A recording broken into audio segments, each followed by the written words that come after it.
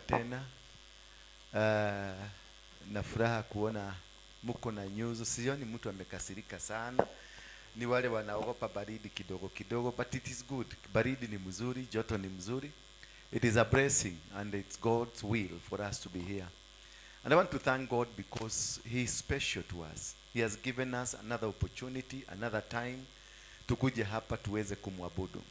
Lakini ningeweza kitaka kusisitiza kwenu, we need to worship God every single minute, every single hour. Do you know why tunashindwa sana sometimes na Waislamu na hizi dini zingine na wachawi pia wanatushinda?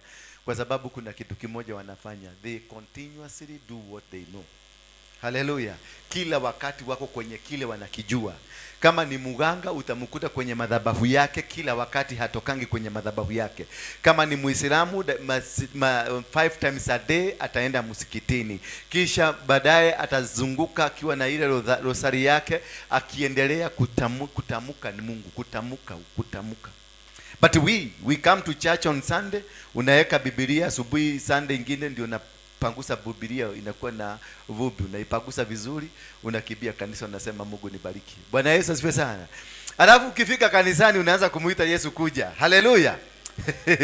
That is where we go wrong, because we come to church after 7 days kudemand Yesu kuja. Oka Yesu, oka. Which is wrong. Jesus says nilikuwa hospitalini na haukuja kuniona. Yesu anasema nilikuwa jela na haukuja kuniona. The same Jesus anasema nilikuwa na njaa, haukunipatia chakula. So Jesus is not here hapa makanisani. Here we just come to worship a congregation. Tumnakuja pamoja tuseme asante kwa vile tumetembea pamoja. But the rest of the 6 days hiyo ndio worship time. That is the time you need to be close to God. Every move you make, be with God. Every step you make, God, you mention Jesus. In move, ende mahali kukula, mention Jesus. Kutembea, mention Jesus. Hata ukivaa nguo unamuita huyo Yesu. Bwana Yesu asifiwe sana. Kuna watu wanavalishwa. Jana niliona hapa mzee mmoja, I cried. Kwa wale ambao tulikuwa na wao jana, wazee juzi Saturday ile nyingine tulienda kwangu nikaita watu wachache hapa akina Jega, tukakula busi vizuri. Nilibeba kichwa nikaletea hawa wazee, walinisomea wakaniuliza, sasa umeona mkule busi mtuletee kichwa? Sasa nikasikia wanasema hata sisi tunataka busi. Sasa jana niliwaita hapa, tulikuwa hapa wazee hawa wazee tarugama inaigoro tumwana toto. Vijana simameni. Hadi vijana wetu. Wapigieni makofi. Na walikuwa wengi. They were about 20. Tukawapatia busi hapa wakule, wakakula, tukashiba pamoja nao na wamama. Wengine hawa kina etakwate. Penina. Hawa tulikuwa na watu karibu 100 hapa tumekula busi, tumesikia vizuri jana. It was good. I loved it. Kwa sababu walikuja hapa wakatuombea, wakasema pigeni makoti tuwaombee sisi wasee, na tukaombewa. Hallelujah.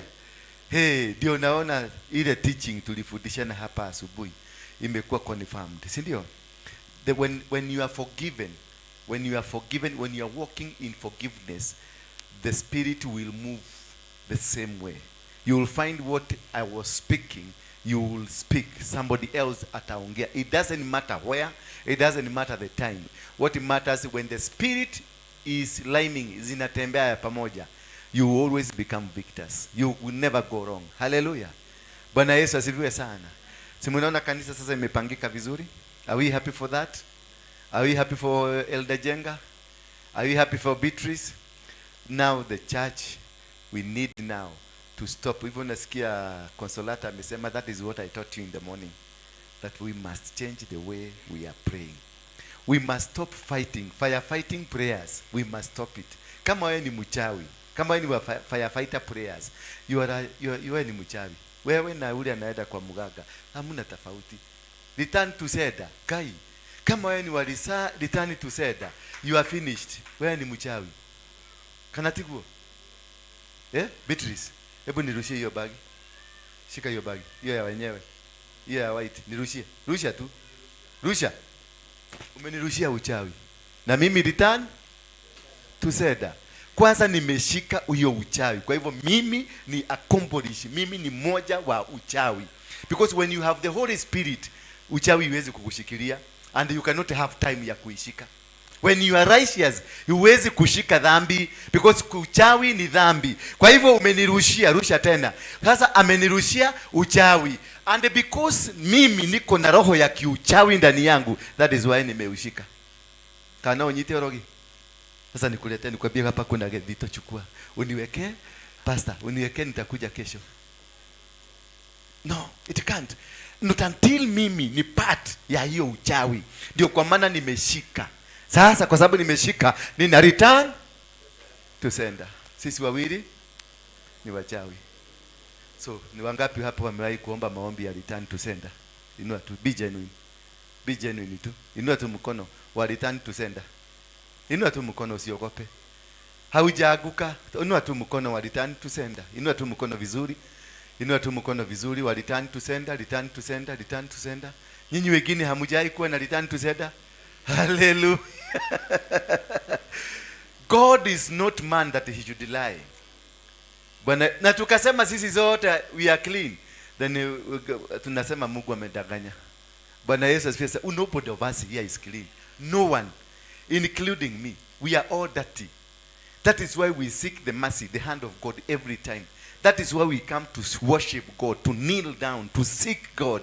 Tunamtafuta. Maana ndio msikiti Solomon akajenga hekalu na akasema, akamwambia Mungu, wakati watu wako watakapokuja kwa hekalu hii watubu dhambi zao kwa sababu ya zile dhambi wamefanya, Mungu ukiwa mbinguni ukawasikie. Why? Jesus said this, when you pray muwe mkiomba hivi. Bwana Yesu asifiwe sana. Baba wetu uliye mbinguni, jina lako, alafu ufalme wa Mungu fanya nini? Alafu ufanyike wapi? Kama vile unafanyika kule mbinguni. Alafu kwani mmetoka? Sasa tukue Sunday school. Baba yetu uliye mbinguni,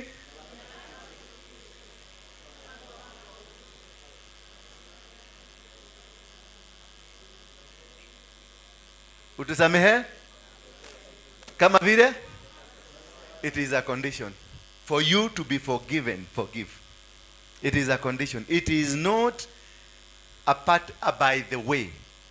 It is a condition for you to be forgiven. You must have forgiven. Bwana Yesu asifiwe sana. Na Yesu aliwafundisha wale wamesoma Kisugu. It is not it is ni pronoun ama ni hiyo ni verb ama ni ngeli. It is a present continuous tense.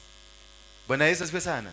Present, that prayer, it is present continuous tense that you present. Ni kitu continuously. Kwa hivyo maombi ya msamaha ni continuous. Bwana Yesu asifiwe sana. Maombi ya kutafuta Mungu ni continuous. It is not a one off. Si asubuhi Valeria, si asubuhi alafu narusha mkodoro unasema, Baba kumbuka, si ataona jua niko busy leo. Baba nikumbuke. Na unaenda zako. No. It is something that we must do continuously. And for us to come out from what I'm going to teach today, it is a continuity of the last teaching, stagnation. For us to get out of that, that's what I want to teach you today. Ni vipi tunaweza kutoka from the stagnation. Because that kind of a prayer has really put people into stagnation. Hallelujah. Hiyo maombi ya kuombea watu, ya kuvunja watu mikono, ya kuvunja watu miguu, ya kufanya mambo ambayo sio mazuri. It has put people down. Hiyo ndio imetuharibu. Na hiyo ndio imefanya kanisa ya Mungu inashindwa. Bwana Yesu asifiwe sana. Nilikuwa naangalia kwa hii social media na ni mimi mmoja nilikuwa natuma hiyo kitu. Nilitumia watu kadhaa, marafiki wangu. Hadi sasa tumeweza kujua wachawi Kenya hii ni wangapi. Sensa imechukuliwa. Tumejua waizi Kenya hii ni wangapi, na tumejua wavutaji wa bagi Kenya hii ni wangapi, na tumejua mapasta ni wangapi. Haleluya. Nilikuwa mmoja wa kutuma hiyo kitu, Mungu anisamehe. Sasa sikujua Sikujua hata mimi niko included. Nilikuwa nafikiria ni watu wa ODM na kejeli ama watu wa UDA. Lakini sasa niliona wamejua mapasta ni wangapi wale wa Mwaure walikuwa wangapi? 55,000, si ndio? Ati hao ndio wa Kristo.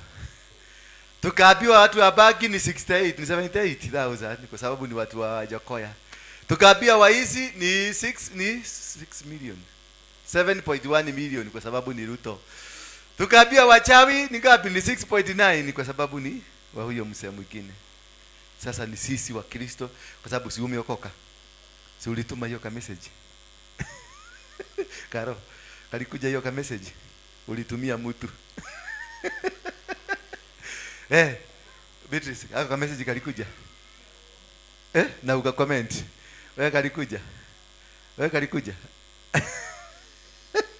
Ni venye hakakukuja, lakini all of us tuliota ulituma.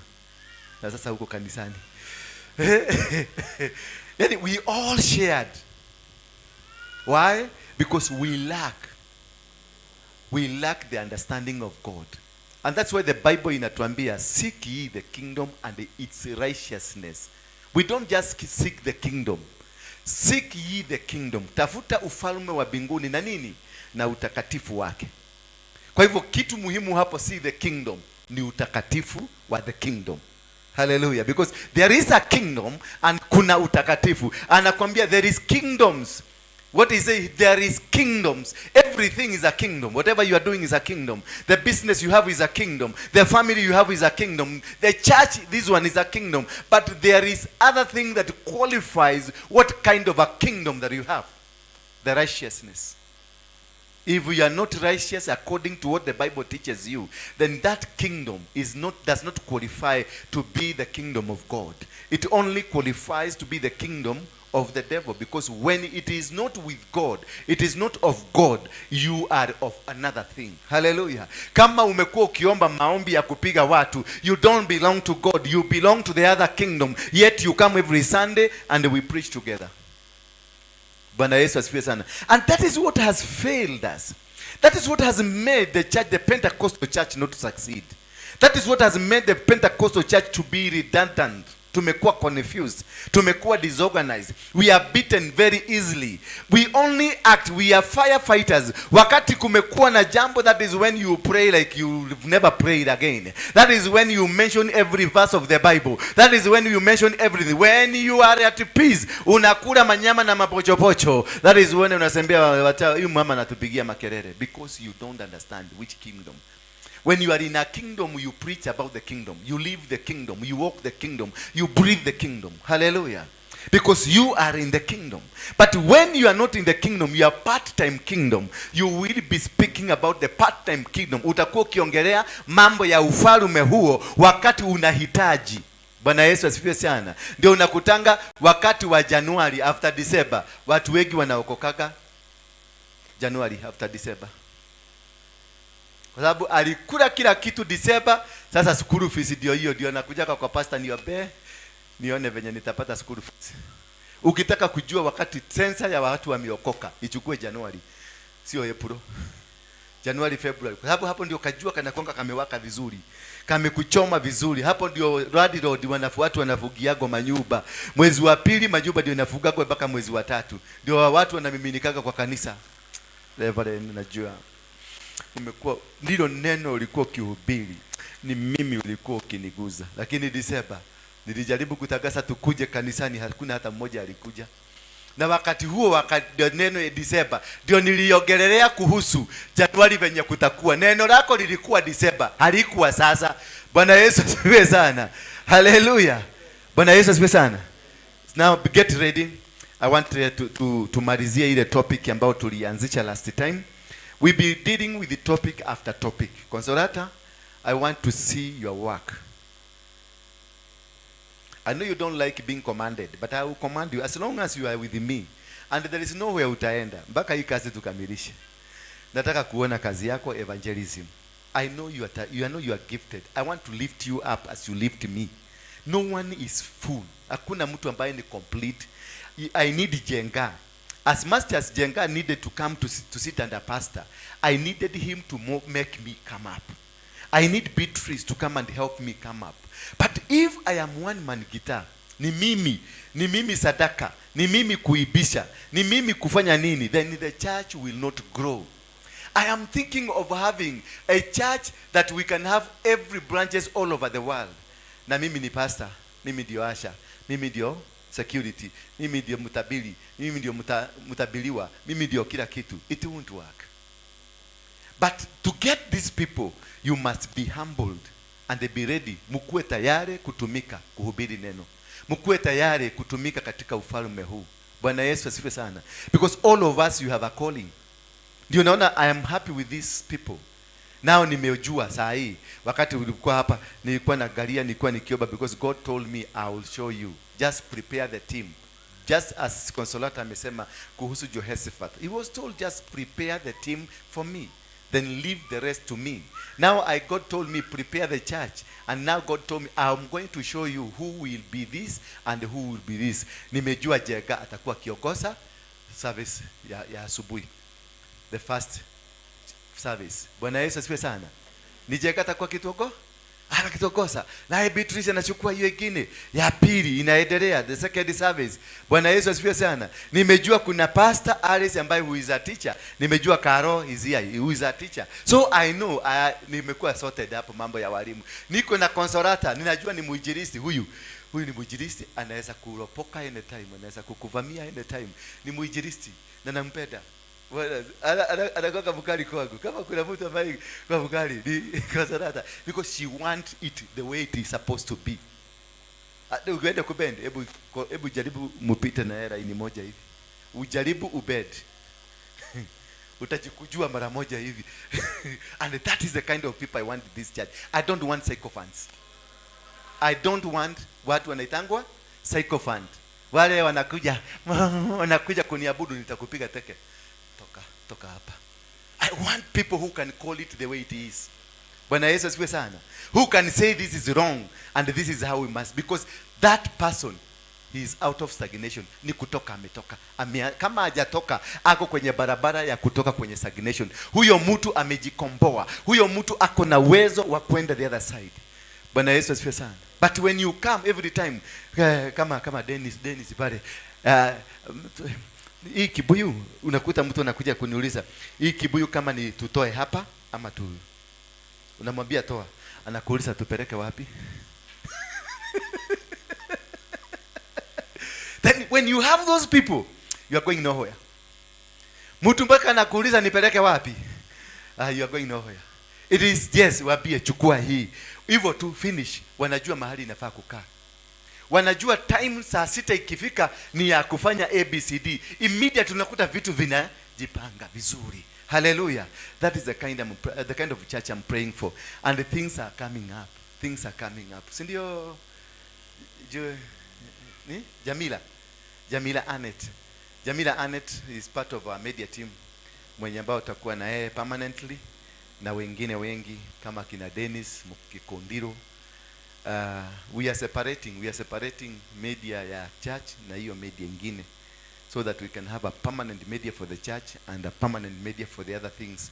Ndio tusiwe because we are moving very fast. We are moving very soon. Tunaanza sasa mtaratara, kwa sababu now I have a team that I can rely. Sasa najua hata nikipata ticket ya kwenda South Africa kuhubiri, Jega yuko. Na sina wasiwasi ati kanisa itafanya. Najua Beatrice atakuwa. Sina wasiwasi, because the fear will only if myself am not liberated. Mimi nikikosa kuwa liberated in this church, mimi kiongozi wenu, basi kanisa hakuna mahali itaenda, because nitakuwa nikienda nikifikiria Jeka sitanipidulia kanisa, sitapasua kanisa, nani fulani sitafanya, because myself, mimi mwenyewe ni kigugumizi. Bwana Yesu asifiwe sana. Tumpikie Consolata makofi. She's a good lady. But I want to see a Consolata, a real Consolata. Watch a side show. Organize your team. I want to meet your team, your evangelism. I want to meet them. Ule wa youth, she's not with us ako Nakuru, but she has already done her work. Hata wameingia kesha. Wanakona kesha Tuesday. Walikuwa wangapi youth walikuwa kesha? Inua mkono juu. Wale walikuwa kesha, you see? Cool. Hata wewe ulikuwa kesha ya youth? Umerudi kwa nafasi ya yule mzee? Yeah, that's good. On Tuesday I'll come. Nataka nitawaombea. Nitakuja hiyo kesha nikae na nyinyi 1 hour niwaombea alafu niende. Bwana Yesu asifiwe sana. So I want also to see evangelists. Watu wako kwenye department ya evangelism. I want to know when you will be coming for kesha. And when you will be going Heaven's Gate, Katoloni, munaenda as a team. Munaomba because evangelism ni vita. But you must build a team. Jehoshaphat was told to build a team to praise God, and God did it. Hallelujah. So therefore, last time we were going through the stagnation, the spirit of stagnation. Now we looked at tukaona kuna so many things. The spirit of stagnation is a spirit that makes you or kills you slowly and it makes you not know where you are going. Yani inakufanya tu unakaa hapo, inakuweka kwenye comfort, unaishi kwenye shida na matatizo, lakini haujui kama hiyo is a stagnation. Bwana Yesu asifiwe sana. Most of us tulikuja tukaangalia tukaona we are living in stagnation.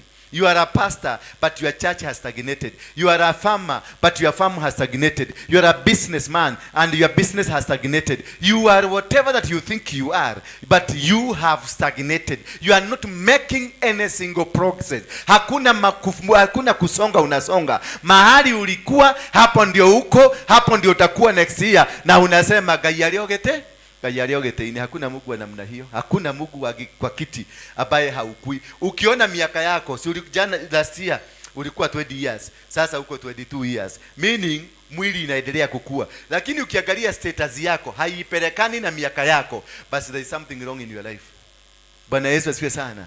As you are changing the years, as you are coming from 20 years to 21 years, you must show a report. This is what I was last year. This is what I want. Because on December 29, you made that fast. You made a declaration that this is what I want. So you must produce a report on December 31st next year to show this is what I need. And you praise it before God. Umwambie, this is God. This is what you've done. This is what I pray that you give me. I have achieved. Now God, I need more responsibility. Assign me more so that I can be. Because God is watching over you. God is looking, anatuangalia akiwa binguni. What? Yes, alikupatia hiyo kasi ndogo ya matuda ya kuuza. Alikupatia capital ya 500. What did you do with the 500?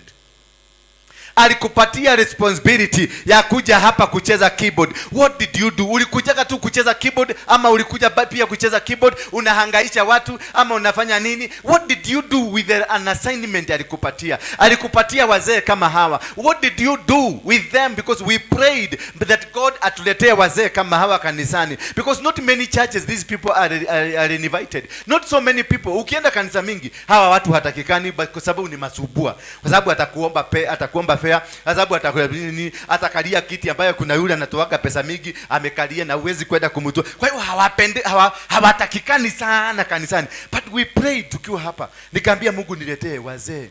Because I'm praying nikuwe na wazee 10,000 wa 70 years and above wenye nitakuwa nikipatia chakula from my pocket, not from others pocket, from my pocket. Praise be the name of God. Because I know there is anointing associated with these people. There is a blessing associated with these people. There is a move that God will create in your life because of these people. You touch them, you get more. You touch them, they release a blessing. These are kind of people that will just speak a word. They don't need to pray to you. They need us to say ubarikiwe, and that is the end of it. You start seeing blessing coming. Zinaanza kuteremka. With these people you go far. With these people you have a sense of responsibility. Hallelujah. But when you kuna vijana wengi kanisani ukiongea kama sasa nikisikia hallelujah amen unaruka juu hakuna hata kukaa chini, then you are in a church of noise making. Hallelujah. Na msirudi kupatia mzee microphone ina waya.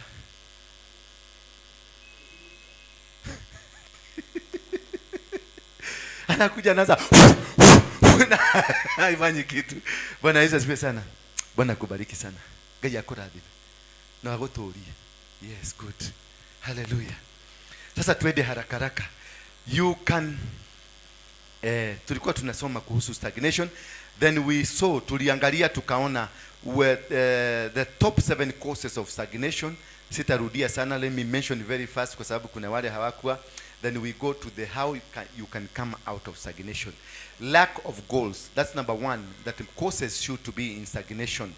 Living a vague life, which is without a career. Number two, we saw it is waiting to be noticed. Wale watu wanapenda sana kukaa tu ndio aonwe. Naona kama wale watu wanataka tu aonwe. Watajua mimi. Unajua mimi nachezanga keyboard lakini nataka tu nikae huko nyuma. Wataniona tu. That's a spirit of stagnation. You need to come forward. If you know you have something that you need to do hapa kanisani, don't sit there. Just come forward. Tell us, this is what God has put in me. And once you have that in you, God, once it comes out, it helps you. Kwa hivyo watatu ni having high timeline expectation. When you expect too much and ukijiangalia, you don't belong there. Unasema by December nataka nikuwe na bilioni 5 na hata saa hii hakuna chakula kwa meza. Nyumba imefugwa unakaa nje, then you are not right. You must start from somewhere. When we started this church, some people wanted to kuchukua hall wengine hapa kubwa ya watu 1000. Nikamwambia no, we can't go there. Let's go hapa. Mungu akatuambia tukuje hapa because God told me I'm going to grow you. So when you hear from God that God is going to grow you, jifanye bego. Uende kwa mchaga ukufe, umwagiliwe maji ukuja juu. Lakini kama anakuambia God has grown you, you are already mature, that is when you go for those bigger things. But you listen to God. Akwambia ile statement umesikia amekwambia I'm going to grow you, ujue lazima utakufa. Bwana Yesu asifiwe sana.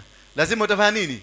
Lazima utakufa, urushwe kwa nini? Kwa mchaga, umwagiliwe maji, ufufuke tena, ukuje ukiwa nini? Bego. So it is very important to hear what statement God said to you. If God said, I'm going to bless you, interpret that statement in that line. If God said, I'm going to grow you from one glory to another, you will start from zero. From scratch. Bwana Yesu asifiwe sana. That's when they say you have to die first for you to be resurrected. Hallelujah. So we saw that, and then we saw something that is called number 4, we saw it is not having. Tuliona ni kwamba not having the definite measures of success. If you want to succeed, lazima kuwe na kiwango, ujiwekee useme this is what I want to achieve. Hivi ndivyo nataka kukua. Lakini kama hauna kitu ya kupima, ya kuangalia, hapa ndio nilianza, hapa ndio niko, nimeenda hapa, basi wewe hauko. You are stagnated. You must have a comparison. This is what I was. Mimi sikuwa navaa suti, lakini sasa navaa kasweta kazuri. Mimi sikuwa na kiatu mzuri, sasa niko na slippers na niko na kiatu kingine moja ya kubadilisha. That is how you make measures. You know, unaweka viwango vyako. Sasa mimi najua tunaigia crusade, mega fest crusades tunaigia kwa sababu tuko na watu ambao simeona. Nimetayarisha group, nimeambia kwa Zorota I want to meet you with your group. Why? I want to prepare them. Niwaambie this is my vision. Well, this is my vision that I have, that God has shown me. So I will release it to kina Kozorata. Ndio nao Kozorata wafanya nini? Wa interpret venye Mungu anataka. Me, I am the bearer. Mimi ndio niko nayo maono, lakini interpretation sio yangu, iko na watu wengine. Bwana Yesu asifiwe sana. Those are the measures that you make in your life. Number 5, naenda haraka kwa sababu naona time sio haiko pamoja na mimi. And number 5 is having negative mindset. When you are always ni kuonewa, always ni kunyaganywa, always mimi ni mgonjwa, always mimi sitaweza. When you have a negative mindset, it sets you back. It rolls you back. You can't succeed. You can't become. But you must have a positive, irrespective, ile situation huko, mahali huko, irrespective kila kitu kimekukataa, irrespective every point, everything is talking against you, you must have a positive mindset. Go campaign and God will prove you right. Hallelujah. And number 6 is having outdated skills. Yani venye ulifanya miaka 20 ndivyo nataka tufanye. Venye kanisa ya kina Ares ya miaka 35 ndivyo nataka tufanye hapa. Hapana, we must go changing. Bwana asifiwe sana. We must go changing. We must bring new ideas, bring new things in us. We have new skills on how to approach. Youth wa miaka yetu sio youth wa sasa.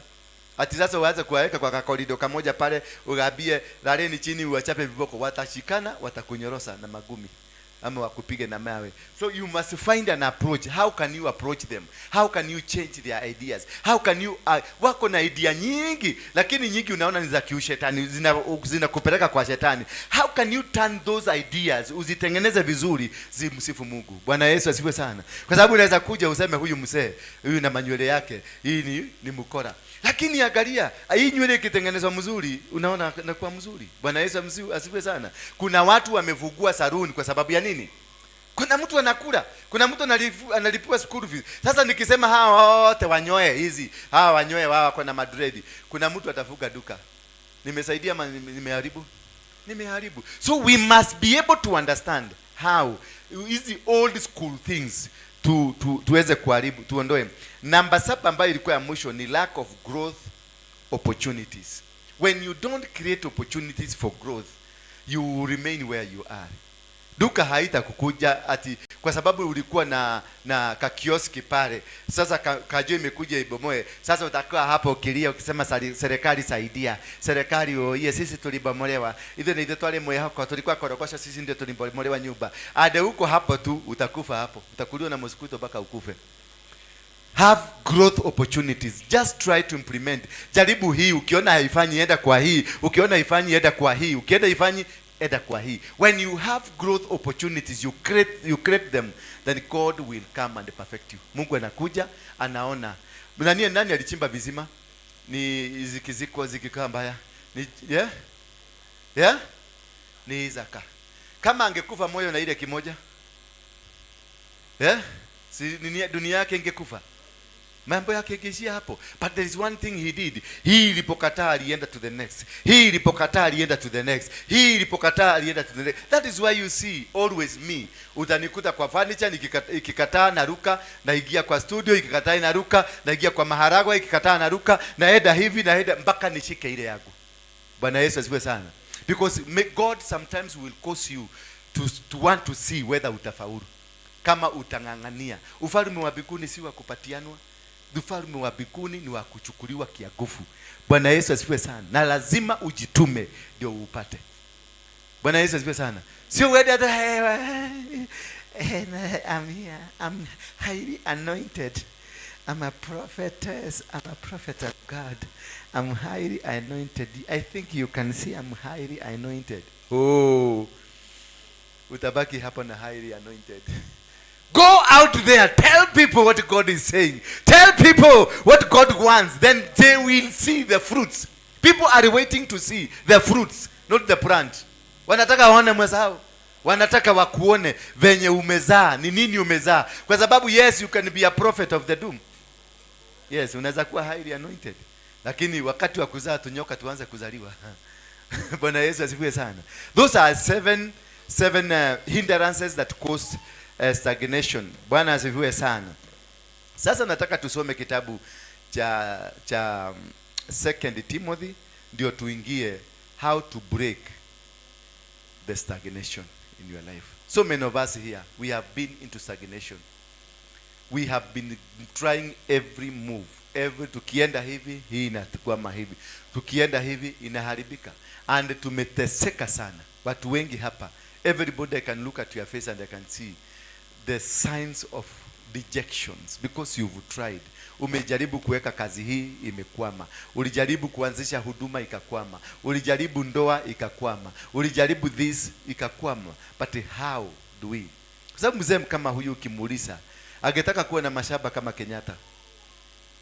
Kwa sababu walikuwa na Kenyatta wakati huo Kenyatta akinyakua mashamba. Si walikuwepo? Sasa kuna mwingine tulisoma na wewe shule moja. Mimi naendesha, mimi niko na factory yangu na wewe umekuja kuomba kazi kwangu. Bwana Yesu asifiwe sana. Na labda kwa hesabu wewe ndio ulikuwa unanionyeshaga. Mimi ndio naangalia venye unafanya hesabu, una nini? Ninaibia yako. Lakini mimi nimefungua factory, wewe umekuja kuomba kazi ya kufanya hesabu. Bwana Yesu asifiwe sana. Kwa hivyo why do we have this and how can we come out? Tusome kitabu cha tutaenda leo mbio marathon 2 Timothy verse 3 1 to 17, lakini I'm just going to read just a few lines then itatupeleka to understand. But understand this, that in the last days there will come these kind of difficulties. People will be lovers of self, will be lovers of money, will be arrogant, will be all over. And these people, as they will be there, this is a direction of giving us a hint. He was giving us a hint of what kind of life that you are going to have. What kind of stagnation are we going to face? What kind of challenges of life that we are going to face? Praise be the name of God. It is the book of 2 Timothy chapter number 3 from verse 1 inasema, but know this, that in the last days perilous time will come. For men will be lovers of themselves, lovers of money, boasters, proud, blasphemous, disobedient to parents, unthankful, unholy, unloving, unforgiving, slanders, without self-control, brutal, despisers of good, traitors. They will be traitors. They will be headstrong, haughty, lovers of pleasure rather than of lovers of God, having forms of form of godliness, but denying its power. And from such people turn away. For of this sort of those who creep into the household and make captives of gullible women, loaded down with sins, led away by various lusts. You see, the Bible is talking about the kind of people that we were to become. The kind of people who will not be able to understand the will of God in our life. Because he's talking about people who are lust, people who are lovers of themselves, people who are slanders, people who are traitors, people who are confused. And we will live a confused life. A life that will make us not concentrate to what we are supposed to be. A life that will make us not move to the direction of God. Because when you become a slander, you become a person that fights others. When you become a traitor will try to kill somebody. A traitor will come to bring somebody down. A traitor will come trying to do something that is of no good to God. Therefore, the writer was pushing us towards understanding what kind of a generation that is about to come. What kind of a people that are building up. Ni watu wa aina gani ambao wanakuja? Ni watu wa aina gani ambao tutakuja kukua? Watu ambao katika mind zetu we are off. Sisi ni watu ambao tunafikirianga uovu. Ukaniona natembea na huyu mwanamke unasema kuna kitu wanapanga. Ukaniona nazungumza nikifungua tu kinywa changu, you must find something negative about me. That is indication you are completely stagnated. You don't see anything positive from any person. You don't see anything positive from any business. You don't see anything positive from any pastor. That you know every pastors are useless to you. They are useless because somebody somewhere alifanya mambo ya ukakasirika. Does not mean alikuwa hapo forever ama alikufia hapo kifanya mambo ya kukasirisha. I might have offended you today, but tomorrow I'm not going to offend you. I might have said words today that are going to offend you, but my tomorrow will be different. I'm not stagnated. I'm not seated there for the next negative word for you. Just pray for me. Kama kuna kitu niliongea mbaya, kama kuna kitu nilisema ambayo sio mzuri, wacha kunikashifu. Don't fight me. Pray for me so that tomorrow I can produce something that is good. Hallelujah. That tomorrow the Holy Spirit will use me for another cause. Bwana Yesu asifiwe sana. That is what Timothy was trying to tell us, that we will have that kind of people that will be so negative and will cause the whole world to stagnate. That is now we see. Kenya, now we are being reminded that the revival is here. This thing was prophesied long time ago. Wakati Bongi alianza kukuja mara ya kwanza, he spoke about the revival. Wakati Benihini alikuja, he spoke about the revival. Wakati Joanita Bainam alikuja, they spoke about the revival. All the great men of God, when they came here, they spoke about the revival. Until when it is now here, iko katikati yetu, we are still confused. And the Nigerians are coming to remind us. Hallelujah. All Nigerians wamekuja, wameaguka wako kila mahali. Huyo anakuwa Joshua Suleiman alikuwa, Adeyebo alikuwa, ule mwingine Johnson Suleiman amenasikia ameingia Kenya saa hii. Because of what? They have seen what we are not seeing because we are busy fighting huyu, doing this. Kanisa yangu ni kubwa, kanisa yangu iko na watu wengi, kanisa yangu inafanya. And that is when you hear somebody saying mimi, when you become mimi nilifanya, kama si mimi, kama si kukua, kama singesema, that is a stagnated man. Hiyo ni mtu amekufa. He's not only stagnated but a dead person walking. Spiritually you are out. When you talk of God, everything that you mention, had it not for God, then you know this person, had it not for God that helped me to do this. Hallelujah. You will not have time. When you have every single moment of you with God, that everything that is happening in your life is godly, then God will refill you. You must find a space, not just a space. You must find an agenda of God in you. In whatever you say should be an agenda of God. Wherever you go, lazima ikuwe ni agenda. Kutembea kwako ikuwe ni agenda ya Mungu. Kuomba kwako ni agenda ya Mungu. Kuja kanisani ni agenda ya Mungu. Kazi unaofanya iwe ni agenda. It must be an agenda for God. Whatever kind of thing you do, chochote ambacho unakifanya, agenda ya Mungu ipatikane hapo ndani, then you will have given God space to use you, to magnify you, because God will want to magnify himself through you. But when there is no agenda of what you are doing, the agenda of God on what you are doing, that you want to say, kanisa yangu ni kubwa, niko na magari, mimi kanisa yetu we are rich, then there is no agenda of God there. It is your agenda that you want us to follow. Then God will not use you. God will use you. You will go for a short time, then the next moment unaanza kuulizwa, ile kanisa ulikuwa unatuambia ilienda wapi? Ile biashara ulikuwa unazungumza kubwa, ilienda wapi? Ile ndoa yako ulikuwa unaliga nao kubwa, ilienda wapi?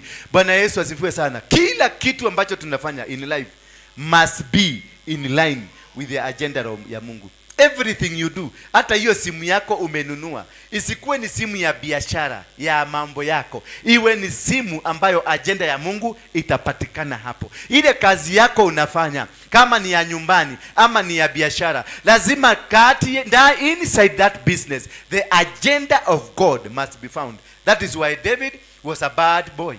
David was a bad boy who was doing every evil, but God said he's a man after my heart. Because hata akifanya maovu, his moves everywhere he went, the agenda of God was first. Whatever he did, the agenda of God was first. Yes, alifanya vitu vibaya, lakini agenda ya Mungu ndio ilipatikana kwanza. Bwana Yesu asifiwe sana. So try as much as possible to find that every dressing yako, let the agenda of God be found in your dressing. Whatever you release, let the agenda of God be found in whatever you are doing. Mahali kazi unafanya, hata kama umeajiriwa na Muhindi, let the agenda of God be found katika hiyo kazi. Utendaji wako wa kazi, Mungu aonekane, Mungu wako aweze kuonekana, ajidhihirishe. That is when you know you are out of stagnation. That is when you know you are God. Iriri ni Mungu. In the book of Jeremiah 29 verse 13, you will seek me and find me when you search for me with all your heart. Hallelujah. It is not with a half of your heart. It is not with a percentage of your heart. Anasema utanitafuta kwa moyo wako wote na utanipata. Ni kwa moyo wako wote. Meaning the agenda of God is in you, in every move that you do. Moyo wako ni kumaanisha chochote unachokiona mbele yako, lolote unalolifanya, nawe mahali popote unapoenda, ni Mungu anatangulishwa. Ni kila kitu katika biashara, katika kazi kama hii, katika kila kitu ambacho nakifanya, madhabahu kama hii, it is God. We are searching God with all our heart. When you search God with all your heart, then you will never go wrong. God will always be there. Ukimtanguliza Mungu, basi unamwambia Jehoshaphat, because Jehoshaphat moyo wake ulifanya nini? Ulifadhaika, alishikwa na kauoga, alishikwa na kitu ambacho kilimuonyesha ni kama tutamalizwa, kwa sababu alijua wa Moabi, alijua hawa watu wote, they are strong people, they are powerful people. The enemies that wamekuzunguka, they are strong, they are powerful. You cannot defeat them. You can never be able. Shetani huwezi mshinda. Huwezi shinda Shetani without God. Shetani alikuwa bikuni, ni kuteremshwa, aliteremshwa hapa na anaishi hapa na anakuona na humuoni. But with God, that's Jehoshaphat alimjua, akajua wa Moabi ni wakali, akajua hao wengine ni wakali, ni watu prepared, ni watu wako na silaha, ni watu wako na nguvu. But what did he do? He consulted God. Hallelujah. When David bibi yake alichukuliwa, watoto wakachukuliwa, kila kitu kikaenda, he went and akaingia ndani ya hekalu kanyumba kake kama maombi, akavaa ephod, akavaa ile nguo ya kimaombi, akauliza Mungu, should I go? Bwana Yesu asifiwe sana. Should I go? Meaning that every move of David was godly. He consulted God. He asked God, what should I do? Niende wapi? Unakuwa mjinga hapa duniani, unalete werevu ya Mungu, anachukua your standard. Then when you have that standard of God controlling you, it means that you are a super man. A man that is not an ordinary man. You become supernatural because you have invited the supernatural to operate in you. Bwana Yesu asifiwe sana. When you have the supernatural operating you, you have the power of God working through you. And whatever you do, whatever you proclaim, jambo lolote utakalolifanya ama kulizungumuza linatendeka. Ndio uliona Yesu alikuwa mchana, hakuna mahali nimesoma Biblia aliombea watu. Hakuna. Mimi sijai kuona Yesu akiomba, lakini Yesu alikuwa anakuta mwanamke anamwaga damu, anamwambia dhambi zako zimesamehewa. Anakuta mtu mwingine anamwambia kuja kefare yako, ondoka, umefanya nini? Umefunguliwa. Why? Because he was walking in the supernatural. Because every kulala kwake hakuwa nalala, alikuwa anaenda milimani kutafuta nani? Kutafuta Mungu. He is everything. The disciples wakakuja wakamwambia Yesu ya kwamba ambia hawa watu waende, maana kunaenda kukua na giza na hatuna chakula na hatuna mahali hawa watu watarara. Wao waliona tusamaki tule tuwili, wakaona sasa hii tutakula na mdosi yetu na tutashiba. Sasa hawa wengine watafanya nini? Lakini Yesu aliona samaki akaona Mungu, alipoona mkate akaona Mungu. Bwana Yesu asifiwe sana. Because the agenda of God, when you put the agenda of God in everything that you do, you'll be magnified, you'll be lifted up, and you will be vindicated from anything that they talk about you. Kama wamekusengenya, kama wamekupiga, kama wamekudharau, God for sure will vindicate you because umefaulu kuweka Mungu katika agenda ya maisha yako. Put God in the agenda of everything you do. Hata kuenda choo, put God in that agenda. Kuna watu wanaigiaga choo, unasikia choo iliboromoka na akaenda na akakufa. Bwana Yesu asifiwe sana. Kuna watu wanaenda bathroom wanatidiroka, wanaaguka, unasikia spinal cord ilivunjika. Bwana Yesu asifiwe sana. Kuna watu wanatoka hapa naendesha gari tu kuendesha, unamkuta kwa jamu venye gari lisimama, alikaukia huko. Why? Because you need in every move you make, unaweka agenda ya Mungu. When you decide, when you find everything, hakuna kitu utafanya bila kutaja Mungu, then ujue unatembea kwenye direction mzuri. In Psalms 42, have the hunger, 42 verse 1, kuwa na that hunger and thirst. Ukuwe na hunger and thirst, yani kuwa na kiu ya kumtafuta Mungu. Wakati utasikia uko na kiu, unasikia kuna conference mahali unakimbia, unasikia kuna watu wanaombea taifa unakimbia, unasikia kuna mahali kuna kesha you are there, unasikia tunaenda kusaidia wazee kama hawa kule chakula, unako na shilingi yako 10 unatoa. That is when you have the hunger, ngaragu, hunger ya kumtafuta Mungu. Wakati utakuwa na hiyo hanga na konyotera, yani konyota na Kizungu ni nini? Thirst. Kukuwa na hiyo thirst, kukuwa unataka tu, unasikia una kiu ya kumtafuta Mungu, then you are coming out of stagnation. Lakini when you don't have time with God, when you don't have arrangement in your life, there is no arrangement hata moja ya how to approach God, how to walk with God, how to move to do God, how to talk God, how to live God, then there is something wrong with you. You are in the stagnation. For the sake of your family members, don't give up. You must not give up. For the sake of your ministry, don't give up. For the sake of your business, don't give up. For the sake of what you are doing, don't give up. And you can only fail to give up if God is with you. If whatever you did or whatever you are doing, it is God in control. You never lose hope when you have God. You never lose hope. Hauwezi kukufa moyo kama uko na Mungu. Lakini kama hauna Mungu, that is when you find so many people give up. And many people kiangalia, all of us hapa, tulikufa moyo when we were about karibu kwa mlango. Bwana Yesu asifiwe sana. Wakati tulifika karibu na mlango, ndio moyo wetu ulikufa. Tukaona ni kama kuna mlango mwingine ya chuma. Kumbe kile kimlango uliona ni kimlango kia bao, lakini kimepakwa rangi ya silver, ukaona kama ni chuma. Sasa ukasema hii kama nimevuja hili ya mabao na nimechoka hivi, ni ya mabati hii ya chuma. Sasa unarudi nyuma. Ukikuja kusikia ilikuwa ni karatasi, mlango imekuwa laminated na karatasi. Bwana Yesu asifiwe sana. Most of us, we have failed at the door. Karibu na mlango tu. When you are about to crack it, when you are about to get in, when you are about to get inside, that is when we failed. Why? Because when we began the journey, we never began with God. When we began the journey, at some time tulianza na Mungu, lakini baraka zilipo kwanza kuingia, ukaona mtu anatoka. Kuna watu wanakuaga hapa, wanakuja tunaabudu asubuhi, saa 12 ndio wanakuaga kwa mlango hapa, wananipigia, pastor, hujafika. Saa 7 wako hapa, pastor, leo hakuna rajawa. Jioni, pastor, hakuna evening service. Lakini hiyo maombi inakuwa maombi moto moto. Alafu all of a sudden anaenda anacheza hii shabiki wote, anapata milioni 100. Sasa kutoka hapo unasikia pastor anasema, pastor, nimeona nikutumie ka M-Pesa kwa sababu niko busy na kibia mahali, lakini tutatafutana tu, nitogosharania.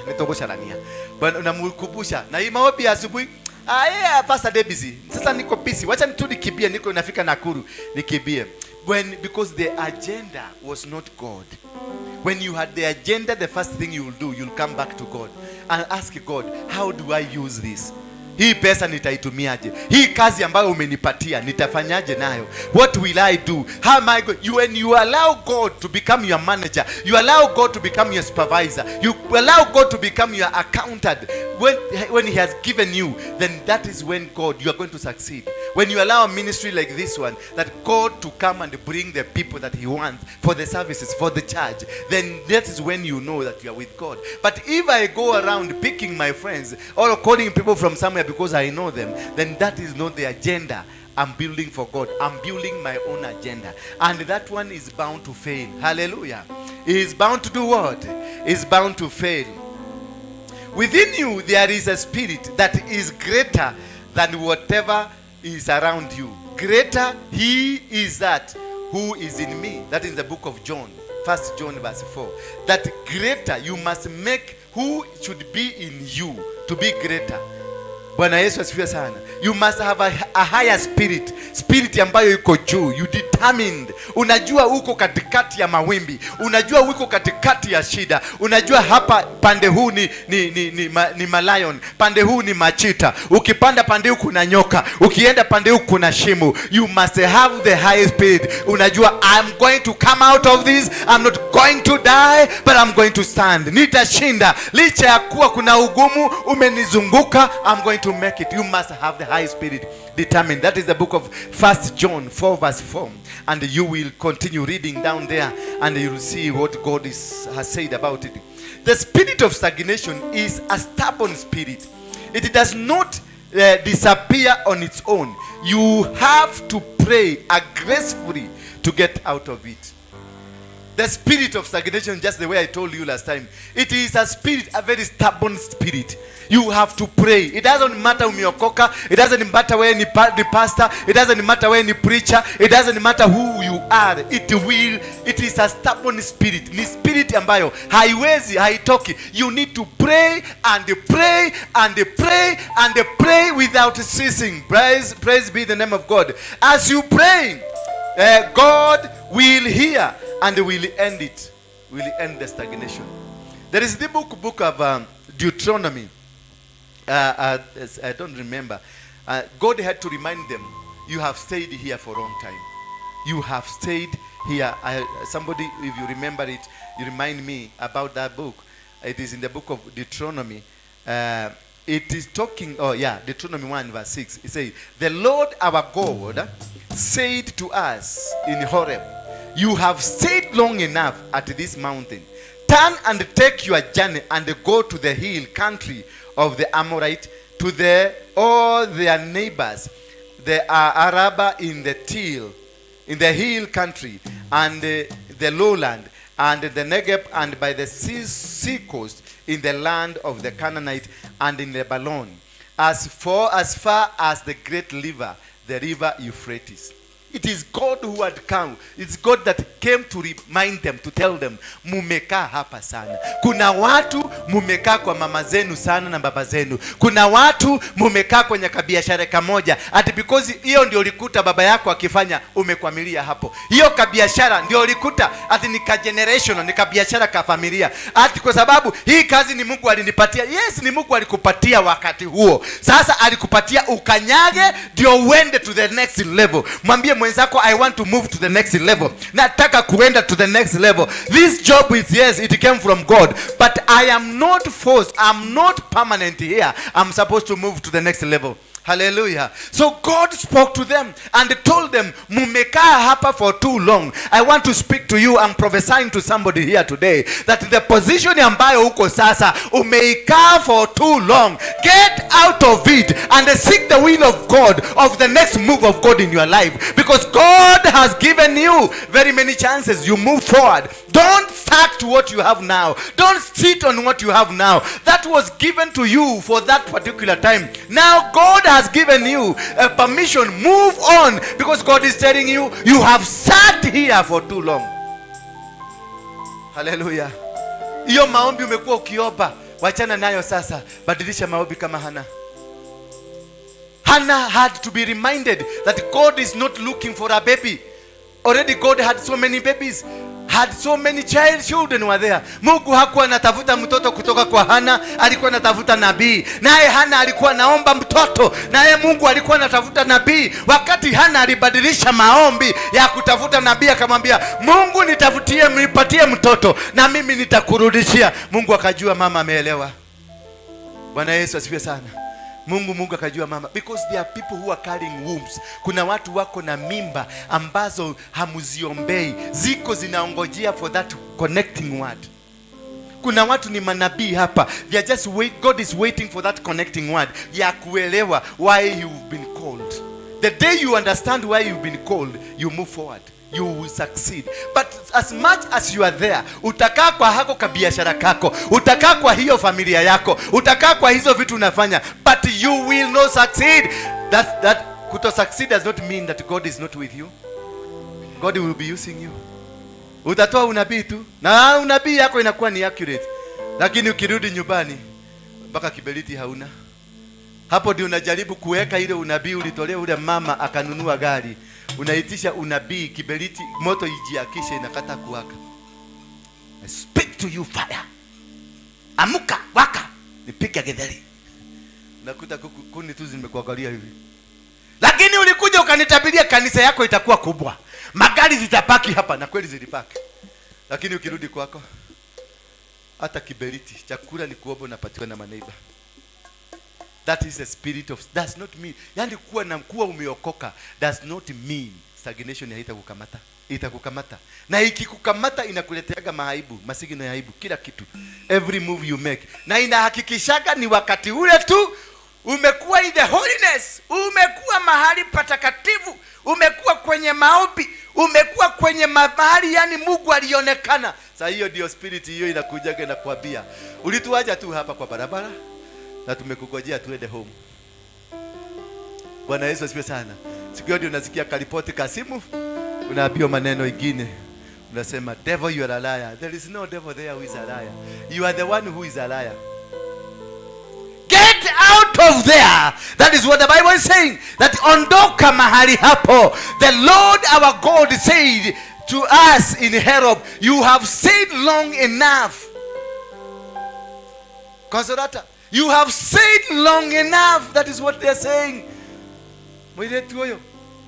Get out of that position you are in. Get out of that thinking that you have now. Hiyo thinking yako ibadilishe sasa. Hiyo maono yako ya zamani ibadilishe. Hiyo idea yako ya zamani ibadilishe. You have stayed for long time. God wants, alikuwa amekupatia kwa sababu alitaka ukaekae hapo, atayarishe ground pale pengine. Kwa hivyo ondoka, nenda kule. Wacha kuangalia kanyumba kako kamawe. Wacha kuangalia kagari kako. Wacha kuangalia the comfort of the job that you have. Get out and go seek another alternative. There is a way. There is a way. God will create a way in the desert where there is no way. God will cause water. Hallelujah. God will cause water to spring up where there in the middle of the desert, and the water will not spring up until you fike. Hallelujah. Praise be the name of God. Huyo unabii haikutabiriwa mawe. Hiyo unabii haikuambiwa watu wa mawe. I will cause the way where there is no way. Atatengeneza barabara ukianza safari ndio upate mahali pa kupita. Atachimbua maji ukifika hapo wakati utakuwa thirsty ndio atakuonyesha maji iko pale. Lakini hata tengeneza maji, atengeneza barabara, alafu ende kwa konsolata kwa nyumba. Kaso. No. You have to start your journey. You have to start prophesying to yourself. You have to start doing it yourself. Lazima uanze kujitabiria. I am a millionaire. Ndio milioni ianze kujicount. The day you say I'm going to succeed, success inaanza kujipanga. The day you say I'm going to win, victory inaanza kujipanga. You must prophesy, and you can not prophesy and sit down. You prophesy and start moving. You prophesy and start walking towards the direction of the prophecy, towards the direction of success, towards the direction of victory. You will not sit there. You will start moving for God to perfect His will in you. There will be no way if you are not walking. He will not create a way. He will not spring up water if you are just seated in your house. You must get into the desert. You lazima uende kwenye desert na upate kiu. Ndio upate maombi ya kuomba maji. Lazima kiu kwanza ikukamate mpaka ufikirie kukunywa makojo yako. Bwana Yesu asifiwe sana. So you must have that pain of going there. You must bear the pain of being there. You must bear the pain of the ministry. You must bear the pain of the business. You must bear the pain of marriage. You must bear the pain of what you want God to do for you. You must be inside it. God will only do something while you are inside. Hawezi kufanya kitu ukiwa nje. Lazima uingie jani. God is not si pampa, hana pampas. Hawezi. Hallelujah. Bwana Yesu asifiwe sana. Therefore, there are kind of dreams that will come to you for you to be able to know that this is really this kind of dreams. I want to show you a few of them before I finish, because time has also gone. Dreams of stagnation. These kind of dreams are the dreams of stagnation. Dream about the village. Wakati unako kwako, lakini kuota uko Nairobi, lakini unaota ukiwa Keshagi, kale kanyumba kanyasi, kale kashosho. Ukiweka kuni pamoja huko ndani na gedhali mnapika na ile nyugu ilikuwa imepasuka pasuka, ujue you are stagnated. It's a direction, umerudishwa huko to the spirit of poverty. Hizo dream ukianza kuota dream umerudi kwenye shule ulikuwa unasomea ya huko kitabu ukiwa nursery school na huko university, kuna shida. Bwana Yesu asifiwe sana. Ukisikia kunaota unakuwa kiota mambo ambayo yalipita. About dreaming about former schools, writing examination. Unakuta umemaliza. Kuna wakati ulikuwa na dream ya ukiwa university, but now what you are dreaming now, unafanya examination ukiwa nursery. Kuna kitu, something went wrong. Completely in stagnation, you are dying. Hallelujah. Then when you have another dream, climbing mountains without success. Unajaribu kupanda mlima, unateresa, unarudi chini. Unajaribu, kuna kitu kinakufurja. Kuna stagnation, kuna barabara, kumewekwa maji imemwagika, inateremka hivi. Kuna ile wimbo tunaimba, Yesu nitie nguvu, lize mwendo salama. Meaning stagnation, the spirit of stagnation. Karo, you cannot come it by your own. You need God. You need to be very prayerful. Iyo usianze kukata watu. Wewe mzee, ati kwa sababu huyu mama amenunua kagari uweze kumlaani. Unamwona huyo mama juzi tu alikuja hapa. Hiyo ni spirit, hiyo ni Illuminati. Huyu hata mama venye namuonaga ni wa Illuminati. Wacha hiyo takataka. Enda omba, toka kwa hiyo spirit of stagnation. It is a spirit of stagnation holding you. Your car is already there. Kari yako wakati huyu mama alibarikiwa, tawo alibarikiwa.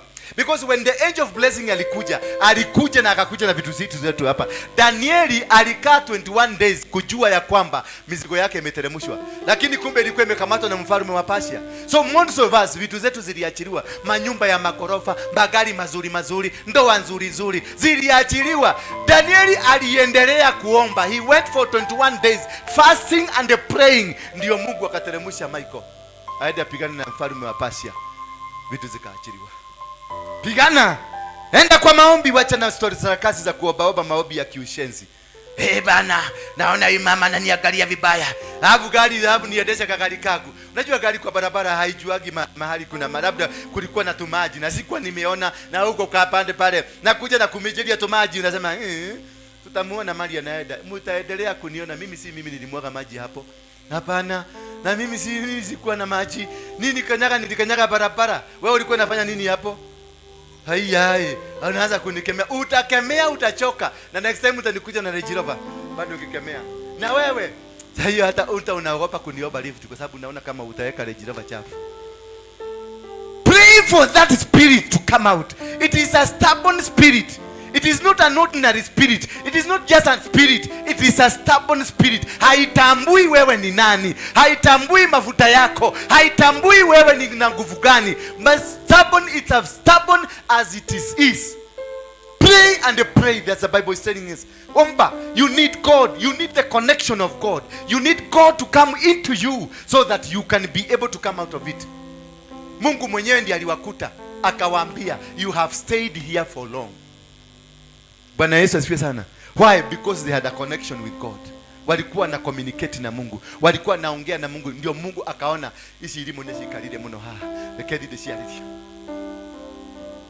You are in that problem you are in now. Not because you don't want to get out of it, but because the spirit of stagnation has eaten over you. Ndio kwa maana uko kwenye hiyo shida. And you need to pray and pray. You need to pray. Don't usirukaruke, usitoke kwa huyu nabii uende kwa nabii mwingine. Usiende kama Mungu amekuita hapa, tulia hapa. Ombea hapa, kuna breakthrough.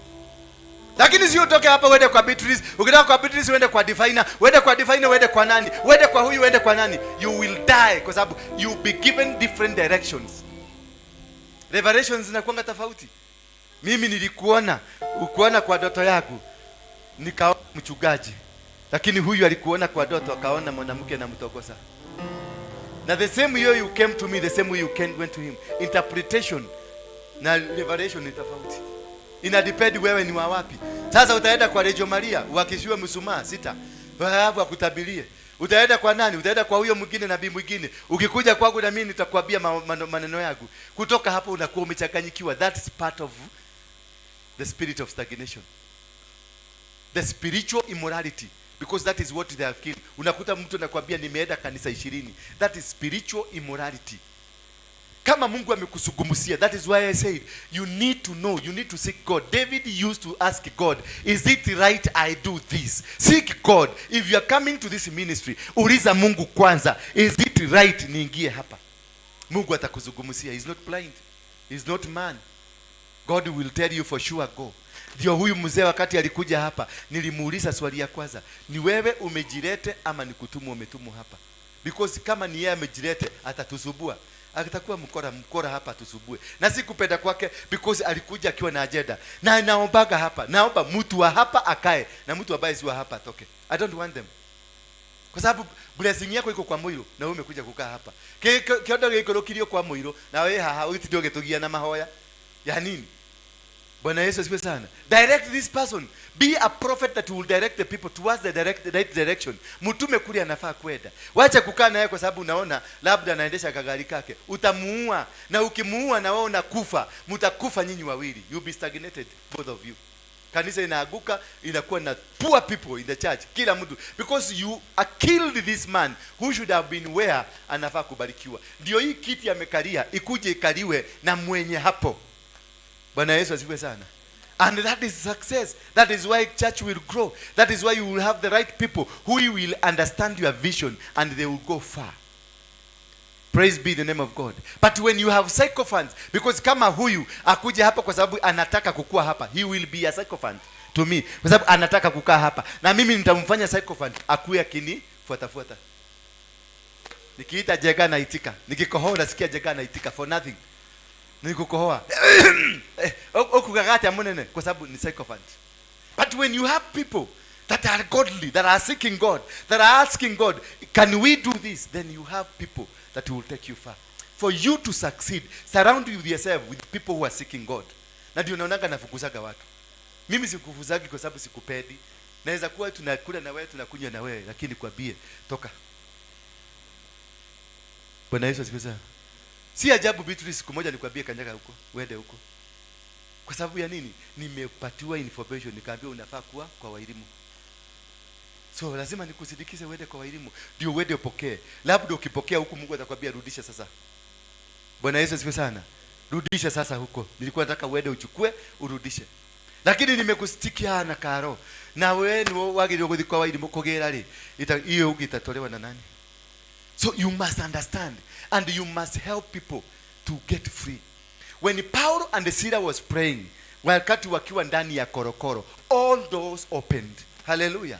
You must seek to pray to God, and all doors will open. Not one door, every single door. Na minyororo ile imekufunga itafunguka. When God comes, akiingia, in the right time, in the right position, in the right moment, everything will open. Kila kitu itafanyika.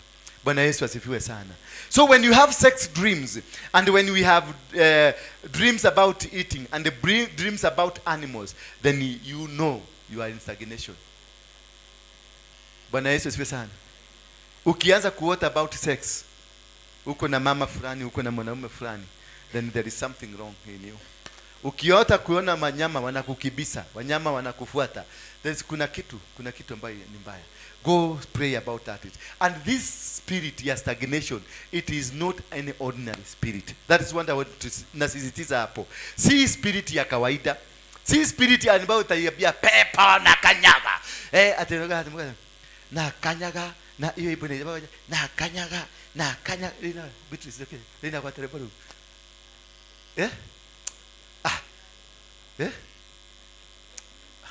Hata kuna mtu anajua hiyo. Muimbi. Hii wanakanyaga shetani. Na kanyaga yako chini ya chini na kanyaga. Hiyo spirit si yako kanyaga. Hiyo soro itaisha na utakosa kiatu kingine. Wacha kukanyaga. Wacha kukanyaga. Enda kwa maombi. Ngangana, enda kwa milima.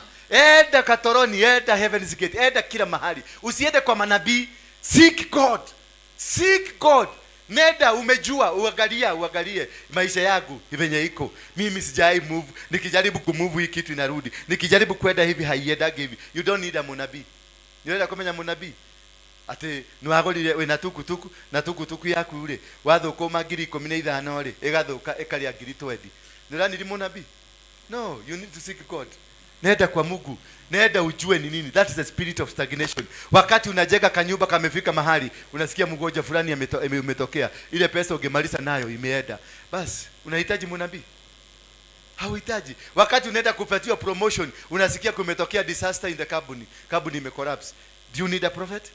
No, you don't need a prophet. You need to go on your knees. Ujue this is the spirit of stagnation.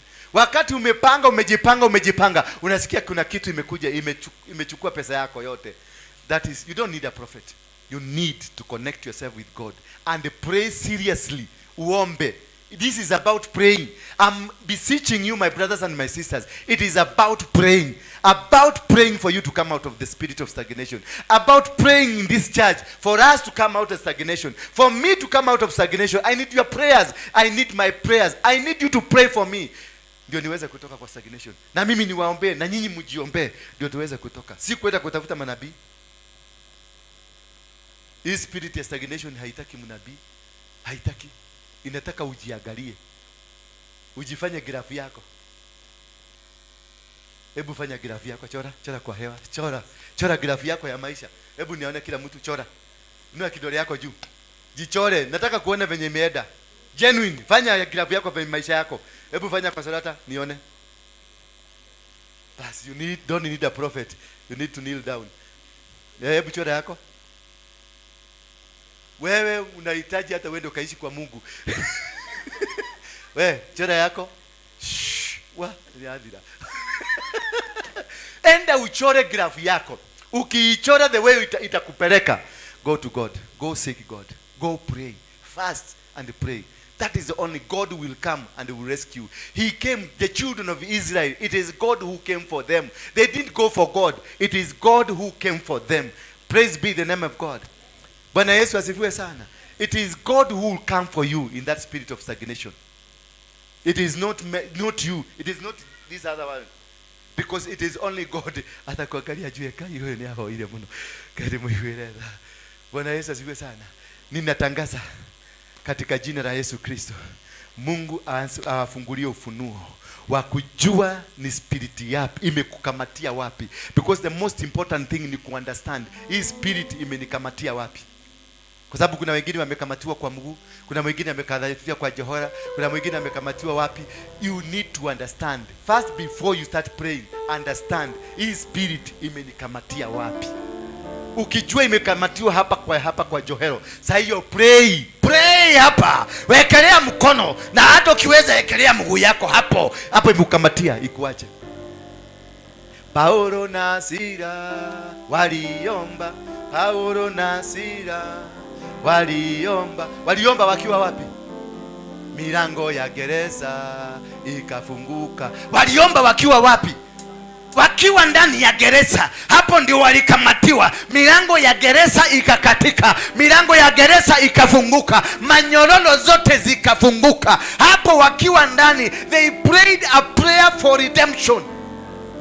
That is when you will be able to understand what kind of a prayer I'm supposed to pray, what kind of a direction, what kind of sacrifices I'm supposed to give, what kind of offering am I supposed to do, where am I supposed to be, what am I supposed to do. You'll be able to be free. You'll be set free in Jesus' name. Praise be the name of God. I declare to you tonight that the God that liberated the children of Israel from Egypt, may he come to your life tonight as you will liberate you. Akutoe kwenye minyororo ya kufanya kazi ngumu isiyo na mazao, ya kuishi kwenye familia isiyo na mazao, ya kufanya biashara isiyo na mazao. Kutoka sasa, I declare and decree, I prophesy to you that from today, that chain, that door that has been withholding you from your promises, may God break it in the mighty name of Jesus Christ. Let me give you some 3 ways or 4 ways. Repent from your sins and the rebellion. Repent from your sins and the rebellion. That's step number 1 for you to come out of stagnation. Most people who are stagnated, they are rebellious. Ni watu ambao ni rebellious. Watu ambao hawataki kuambiwa, wanajiabiaga kila kitu. So that is a sin. That's what the Bible says. Repent from sin and the rebellion. Number 2, surrender your life completely to Christ, not halfway. Surrender your life completely. Give yourself to God. When this man called Daniel was praying, he surrendered to God. Alijipatiana kwa Mungu. He surrendered. He fasted. Ndio nasikia kuna Daniel's fast. He fasted for 21 days, surrendering in totality to God. That is when God came and rescued him. So surrender in totality. This church, I want you to surrender in totality, and you will see the redemption that God will bring to us. Deal with unbelief. Deal with unbelief. If you have the unbelief that this might not happen, this will happen, this will not happen, because in you uko na spirit ya kuona ni kama hiyo kitu haiwezi kufanyika, that God will not fight it for you, that God will not make it for you. That is an unbelief. Amekutengenezea kazi yuko hapa, that God ambaye alikutengenezea kazi unamwamini, lakini Mungu ambaye anakuambia toka hapa enda hapa umwamini, that is an unbelief. Bwana Yesu asifiwe sana. The same God that started with you, it is the same God. It's only that amekuwa akikulisha kulingana na mdomo yako. Hallelujah. Sio kama unanielewa. Huyo Mungu ambaye amekuambia sasa songa, ni yeye mlianza na yeye, lakini alikuwa nakupatia na kale kajiko kama sukari. Sasa amepanua, amekwambia panua mdomo, kijiko kikubwa. Sasa amechukua ile serving spoon ndio anakukulisha nayo. It is the same God. Ni venye ameona umekuwa. Ulianza kukula matanuko zetu kwa kasarata. Si ulikuwa unakula hii. Sasa unaweza kukula. Lakini ulikula. Sasa ukikula unaona kama utakufa. Mbona ukukufa siku hiyo? Ilikuwa matanuko. Hiyo ndio inaitwa unbelief, kutokuamini that this is the same God that took care of me. It is the same God taking care of me. It is the same God that has prophesied this is the direction I'm going. Take the step of moving. Get out of unbelief and move forward. Then this is another one. Deal with this kind of unbelief. Ndio iliua wana wa Israeli wakiwa jangwani. All of them, they died because of unbelief. All of them. Tell your neighbor, I don't want to die in the wilderness. Prophesy to your neighbor, do not die in the wilderness. Prophesy to your neighbor. Mwambie in the name of Jesus, you will not die in the wilderness. Thank you, Jesus. And the other one is, pray against anti-promotion. Pray against anti-promotion that is it is encamped in witchcraft. Pray against any spirit of witchcraft. And the worst witchcraft that you must pray against, it is you. Mchawi yule mkubwa unafaa kuombea akufe ni wewe. Kwa sababu watu wote wa Kristo karibu wote ni wachawi. Unajiroka. Kwa sababu wakati unasema umekosa kukunywa chai leo, umekosa lunch leo, jioni umekosa sapa, alafu unasema kayaliogeteine. Hapo hakuna Mungu. There is no God. That is witchcraft. Hiyo ni urogi. Nenda utafute Mungu, muulize maswali. Ni kwa nini Baba umeninyima chakula? Nimefanya makosa gani? Ukikosa ni Mungu amekataa. Bwana Yesu asifiwe sana. Kwa hivyo uombea uchawi, na wewe ndio mchawi na bawani unaanza kujiombea. Uondoe uchawi ya mdomo yako na ya macho yako, kuona huyu unamuona ni kama amekushida. Kuona huyu unamfikiria hiyo na masikio, uchawi hiyo ingine iko ndani ya masikio. Pray. Ati ndukaragerio ndeto ndukaiguage ndeto njuru negative. Ati ukirĩa urenda kuigua ni negative, wewe murogi. Kama unataka kumenya unataka kujua fulani na fulani alifanya nini jana, kai tulikuwa huko, ile kitu ile aibu tuliona hapo, tuache nokile. Wewe ni mchawi. Kama umefungua masikio yako isikie hiyo, wewe na huyu anakuambia wewe ni mchawi. That is what has caused you to suffer. Pray against it. Once you pray against that spirit, then God will promote you and will give you promotion. Pray against placenta manipulation. Pray against placenta manipulation. Placenta ni nini? Ni mkonyo. Kitovu, mkonyo. Pray against ile kikonyo imekushikanisha na watu ambao ulijishikanisha na wao, about forever they speak in your life. Kuna watu wanaogiaka kwa maisha yako kwa sababu ulijishikanisha na wao. Hige konyo ilishikana, tukashikana. Hiyo watu, kuna watu kwa maisha yako, alikuwa bwana yako, alikuwa bibi yako, alikuwa mfanyikazi wako, alikuwa prayer partner, alikuwa whatever. Hawa watu, pray for them. Kata hii the umbilical cord, the Ezekiel 16. Soma kitabu ya Ezekiel 16 verse 1, hapo utaona. Wana wa Israeli walikuwa nakatwa na wanapakwa chumvi, kutenganishwa na mambo ya zamani. Kutenganishwa, gekonyo ni connection. Ile connection uko nayo. Ulikuwa na nani? Sisi tulikuwa na wewe kwa mogeke, si ndio? Tulikula viapo, si ndio? Hiyo ndio placenta. Kama hujakata uende ukate, kwa sababu hautafaulu, kwa sababu ile roho iko ndani yako ni ile. Bwana Yesu asifiwe sana. Bwana Yesu asifiwe. Mimi nilikuwa msherati, nilikuwa nafanya hii na hii na hii, nilijishikanisha aje. Sasa hiyo lazima nikate, ndio nitenganishwe, nikuwe free. You pray against spirit ya wale watu mshawahi kuwa na huduma na wao, wale walikufuka, ile maombi mlifanya na wao ya kufukana, you have to cut it. Bwana Yesu asifiwe sana.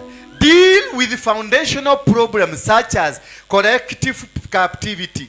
Foundational, izile familia mumetoka, za baba yako alikuwa mugaga, shosho yako alikuwa murogi, nani alikuwa mulevi. Hizo foundation, hizo vitu za kwenu, hizo za mama yako, hizo za baba yako, hizo za guka na akina shosho, when you pray against them, you destroy them, they will set you free from captivity. Kwa sababu kuna watu hapa ni madhabahu imetufunga.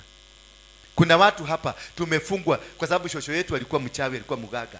Hiyo kitu inalipukaga. Nikikuja kanisani kilipuka, inanilipukia. Nikianza kuandisha kabiashara kadogo kanalipuka, kanaaguka. Kwa nini? Kwa sababu ya ile foundation. Maana aliinua madhabahu kwa ile shamba tunakaaga. Sasa nikitoa sadaka hapa inarudigi kule. The reason of sadaka is to connect you with the altar spiritually. If the altar that is speaking in your life ni ile ya shosho yako, ukitoa sadaka hapa italipuka huko kwao. Kwa sababu walikuwa natoa sadaka ya busi, wewe umetoa ya pesa, lakini sawa na ile ya busi. Juu kama mnielewa hapo. Kama guka yako alikuwa natoa sadaka ya busi na hauja disconnect na guka yako, ile sadaka utatoa hapa haitafanya kazi hapa, itafanya kazi huko. Mimi wakati nilitoka Mugeke, wacha niwapatie story ndio munielewe. Wakati nilitoka Mugeke, siku disooni Mugeke, nilienda kanisa, tukakutana na mama mwingine kwa stairs. Akanipenda tu, akaniweka kwa ofisi yake, tukakaa huko. Nilikuwa na ubaya sana mingi sana. Bwana Yesu asifiwe sana. Sasa siku moja Michuki akanipigia simu. Akaniambia tunataka kusaidia hawa vijana wenu waache ukora.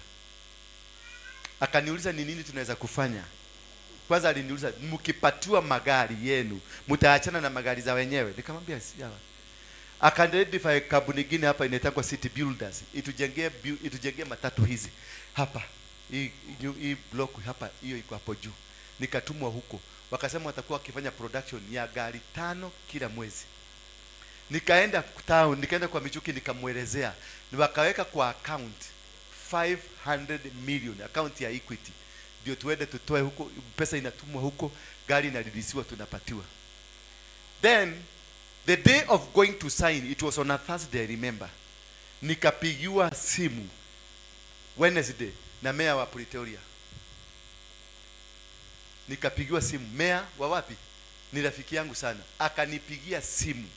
Akaniambia you are needed. Kuna shamba ninakuaga nayo huko mahali panaitwa Sun City, Luxembourg. Sasa akaniambia kuja kwa sababu sasa hii ndio tunapatiana mashamba. Ndio na grants, zinaitangwa grants. Kule ni watu mtu anapatiwa shamba na serikali unalima, wanakupatia bego na kila kitu. Niko na hapo shamba ya hapo. Usiniangalie vibaya. I'm international, lakini I don't keep telling people. Sasa meya amefanya nini? Meya akaniita na akalipa tiketi na akaniambia catch the next flight. The next flight ilikuwa Thursday morning. Sasa mimi nikajua wacha niende kwa sababu aliniambia you can go and the following day urudi. Mimi nikaingia Wednesday morning. Nikaenda kwa sababu nilikuwa najua by the following day morning nitakuwa 4 hours kufika Johannesburg. Niende ni sign na nirudi. Nilipofika huko Johannesburg nikaenda Pretoria. Nikaambiwa nenda kwa hoteli, meya ameitwa na President Becky. Bwana Yesu asifiwe sana. Meya alirudi kutoka Johannesburg the 3 days later. Na aliporudi aliniambia akasema you should not have come. You have realized hata haungekuja ungetuma tu signature yako. Kumbuka Thursday jioni ndio tulikuwa tuenda to sign pesa 500 million na Michuki kwa ofisi ya Michuki. Tukiwa huko South Africa nikatafutiwa ndege ya kurudi Friday jioni. Kufika hapa nikaambiwa tumekutafuta jana tukakosa, tukatafuta yule mwingine. Bwana Yesu asifiwe sana. Tulikutafuta tukakukosa, tukatafuta nani? Yule mwingine. Harambee House iko wapi? Iko town, Harambee Avenue. Opposite kuna nyumba kubwa inaitwa KICC.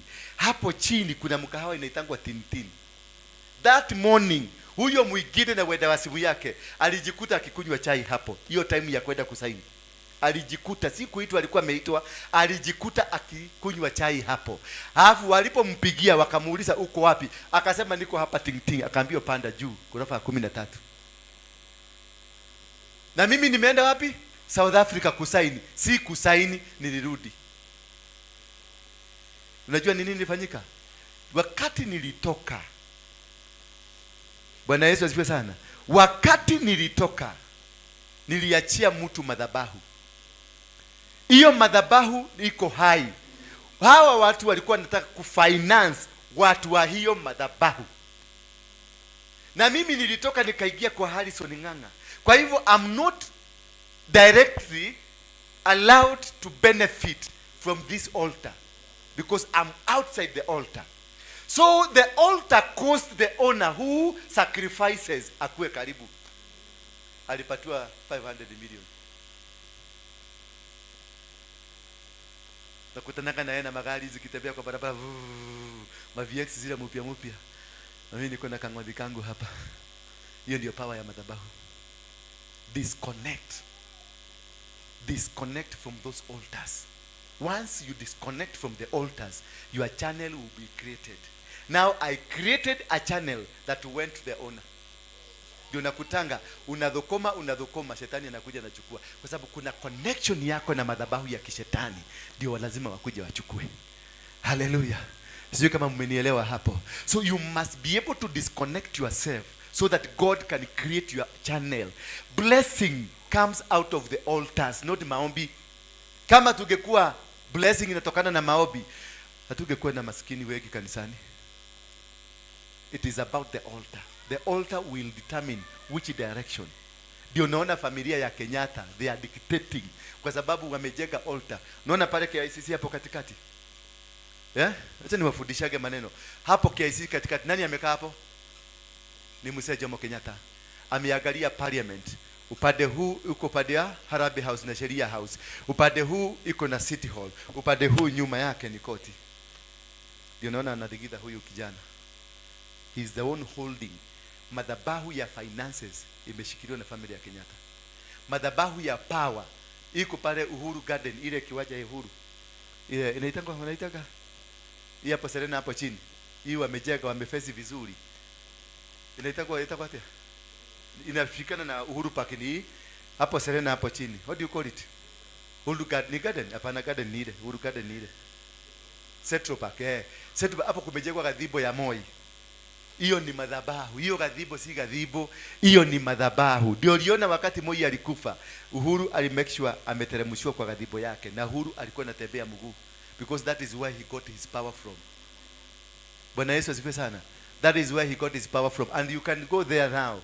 Kamejengwa ni pazuri because alikuwa anajengea madhabahu isitoke, na kuna kama mtu kingine kamekuja kamechukua hiyo madhabahu, kamebomoa, kamedhigidwa. Umesikia ni watu wa jeshi walienda kuambia Chebukati, don't declare this, declare this. Akamwambia hapana, tumefanya hesabu iko hivi. Akaambia sisi ndio tumekuambia usideclare huyu, udeclare huyu. Chebukati akasema ni uweni, nitafanya what is right because Chebukati God used him. Hallelujah. It was a coup, ilikuwa mapinduzi. Hata sasa wanapaga Obea Kenya, hata sasa wanapaga. They are at high stage. High stage iko juu sana. Kutoka kesho wanaanza maandamano Kibera. Ni kesho kutoka kesho mtaanza kusikia tuskamishes, tumaandamano, tumeenda hapa, but God will win this battle. This is a godly battle. This is God is snatching this country from the hands of those altars. Hizo manini zitabomolewa. Hizo ma altars mnaona zitabomolewa. Mulisema unajua walingangana constitution nikasema usikuwe na noti imewekwa picha ya mtu, lakini walihakikisha picha, wakasema haweki picha, wanaweka ile ya sanamu, lakini ni ya nani? Kwa sababu yeye ndiye ameshika madhabahu ya pesa. They control the economy. The Kenyatta family, the Moi family, they control power. Alafu masses ile kuvuta uvuto wa watu imekontroliwa huko Bodo. Ndio amejenga madhabahu huko Bodo. Ndio unaonanga hiyo mzee akikuja hapa. Unaona hapa hakuna mtu sahihi. Akuja simame tu pale. Ya hapa mpaka huko chini kutafurika. From nowhere unakuta watu wanakuja from nowhere. Power is controlled by altars. Business, financial kutajirika, kuwa successful, you must go downward in your family. See whether kuna altars ambazo zina control your family, ambazo zimewapelekea kuwa poor. It is not a matter how you pray. Ati pesa ikuja, haitakuja. You must be able to destroy. Kama kwenu kuna altar ya poverty ambayo imeshirikishwa na uganga, wachawi na vitu zote, you must break it for success to come. Tusimame na miguu yetu.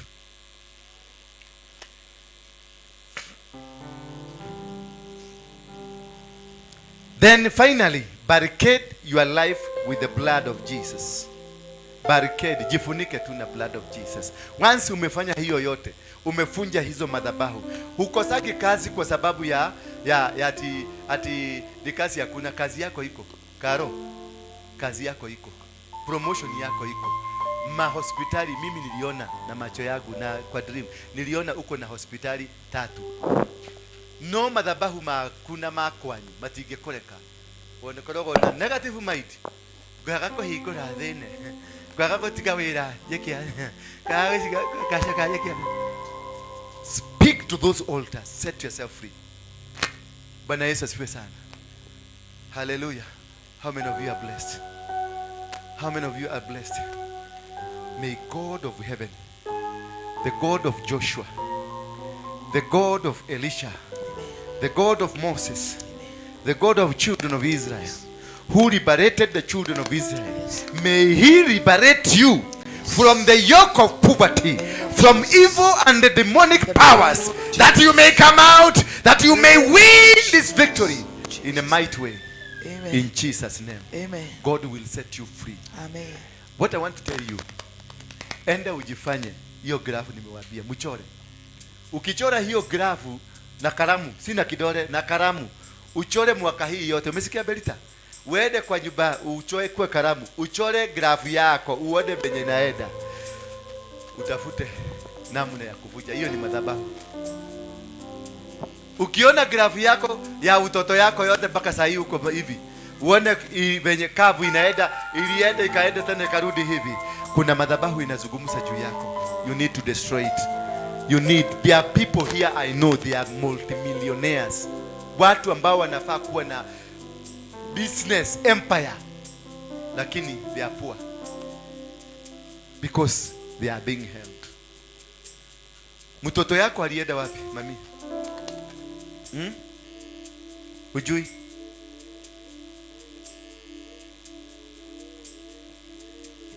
Na hiyo si mtoto alikuanga hapa?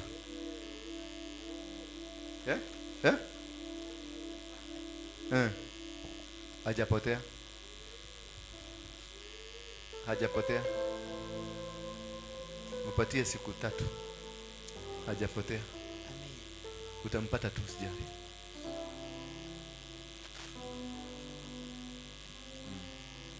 Ndio tumikono yenu juu. Wastahili sifa za moyo wangu.